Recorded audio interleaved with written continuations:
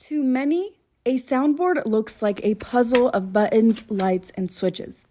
But for radio DJs, the puzzle pieces fall perfectly into place.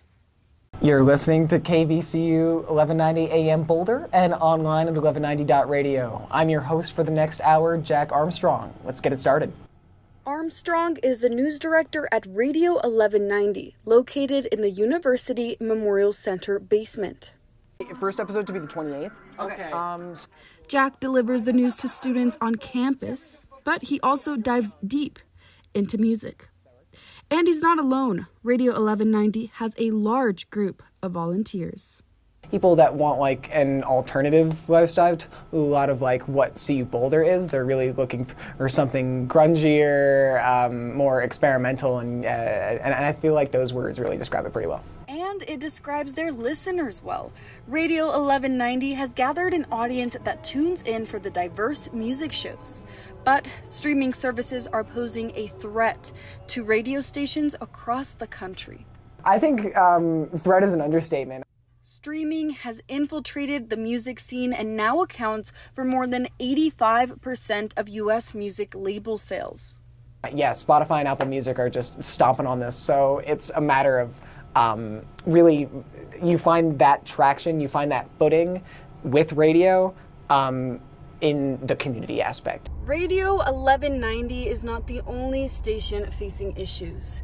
KGNU Community Radio in Boulder attracts an older audience, and they're trying to pull younger audiences away from streaming and into their listenership. I think one thing that we struggle with is to appeal to, like Gen Z and younger who have grown up with streaming as the norm and are used to that type of thing. Maybe they don't even know about that radio stations like ours exist or whatever.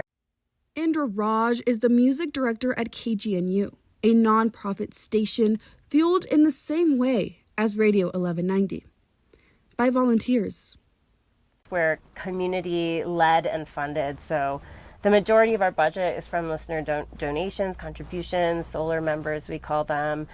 KGNU doesn't receive many contributions from younger listeners. And we're always looking for ways to sort of make sure we're connecting with the younger generations and iterating and evolving. Although streaming services attract more listeners every day, Raj says radio's connection with the local community makes it irreplaceable. So it gives you this opportunity to connect with someone who's actually thought about the connections they're making through the music versus an AI bot or something that found some algorithm that seems to work for other people and has just repurposed it for you. Both KGNU and Radio 1190 steer away from mainstream music. By highlighting upcoming or unknown artists, listeners discover brand new music. Armstrong says the listeners aren't just listeners. There's so many ways to get involved that listeners feel less like listeners, and it feels very participatory here.